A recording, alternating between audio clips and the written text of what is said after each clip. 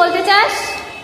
আমি বলতে চাই ও রাত 12টায় আমাকে ফোন করছে, আমি সব জানি, আমি ইচ্ছা করে ফোন ধরিনি। তারপরে রাত পাক্কা 12টায় উইশ করেছে, আমি তাও এখনো পর্যন্ত সিন করিনি। তারপরে ও সারা রাত কালকে কাজ করেছে ভোর 4টে অবধি, শোনা যাচ্ছে তো কথা? ভোর 4টে অবধি সারা রাত কাজ করেছে, তারপর কলকাতার থেকে আবার এসেছে বেথুয়াতে। মানে এনার্জি কি, কখন ঘুমাচ্ছিস তুই? চোখ পুরো লাল হয়ে গেছে। ও দিনের বেলা একটু হয়তো ঘুমিয়েছিল, যখন আমাকে ফোন করলো তারপরে। আর আরেকটা কথা বলবো, এই যে আমি তখন শক হয়ে গেলাম না, যে একটা মেসেজ দেখে ওর বোনের সাথে কথা বলে যাচ্ছিলাম।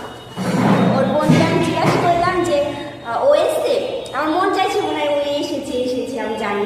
তা বলছে হ্যাঁ এসছে 8:30 নাগাদ।